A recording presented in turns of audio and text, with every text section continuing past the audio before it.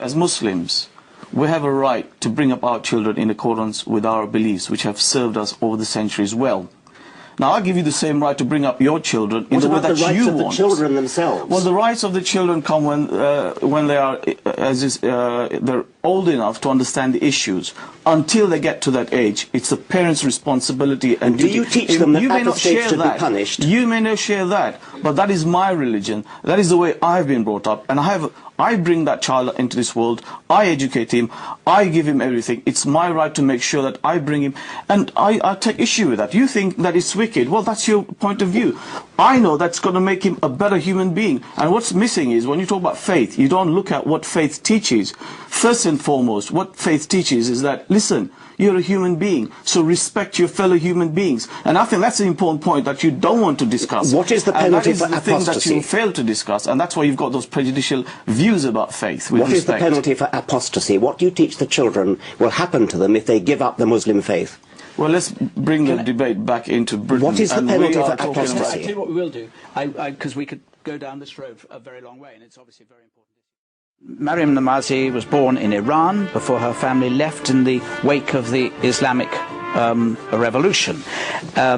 You are part of the British Council of Ex-Muslims. I presume that you believe religious principles are not entirely helpful to developing moral values. No, I actually think that oftentimes religious principles are actually quite immoral, to be quite frank. And I think that if you look at examples where girls are sexualized at a very young age, for example, if you look at Islamic schools where they're forced to veil, where they're taught that they're different from boys, where they're not allowed to listen to music, where they're completely segregated, and many such examples like that. I think, in fact, if there is any good morality that comes out of even religious education, it's not because of religion. It's oftentimes despite religion, and it's the result of an enlightenment and a vast social movement for 21st century values that have had an effect on religion as well. Let me bring in, I will come to you in a moment. Let me bring in Mohammed Muqaddam in response to that. I don't want to misreport, but at Muslim schools, the girls are put into a position where they are diminished as human beings. Well, it's often the case where people are ignorant of what goes on in faith schools and Muslim schools. The fact is, our schools are run along a legal lines. They treat both sexes equally, provide them with the best opportunities. So it's often a case of people who have prejudices and ignorance. Maryam? I mean, I think it's typical of Islamic schools and the political Islamic movement to label any criticism a sort of prejudice and thereby racism, thereby trying to make people silent on criticizing it. I think the issues are very clear. I mean, the head of the Islamia school, for example, was quoted in an interview saying that you're born a Muslim, you're always Muslim, you can't leave. And that's things that have been told to me untold times for having renounced religion and Islam. There is threats, there is intimidations. Just yesterday, a 16-year-old girl was killed by her father for refusing to wear the veil. I think Islamic schools very much do suppress and restrict girls. Richard Dawkins, from your perspective, presumably you wouldn't be entirely opposed at all to the idea. I would be thoroughly in favour of education in the Bible as literature. You can't understand English literature without the Bible. You can't take your allusions. And that's an aspect of what the bishop was saying. Is absolutely right. This is a Christian country. Historically, it's a Christian country. You can't understand English history or English literature without a knowledge of the Bible. And by the way, I think I should say that the act of collective worship, I don't approve of it, but nevertheless, the Christian religion, especially I think the Anglican religion, is benign by comparison. If a child at the end of its school career wants to give up religion, the church will quite happily say, okay, go your own way.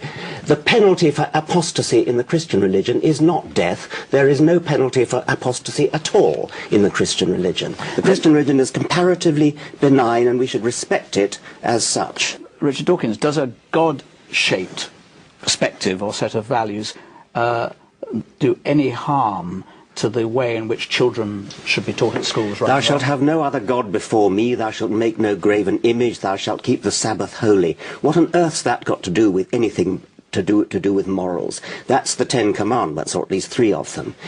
It would be deeply depressing if the only way children could get moral values was from religion, either from Scripture, and God knows we don't want them to get it from Scripture, I mean, just look at Scripture, or from God, being intimidated by God.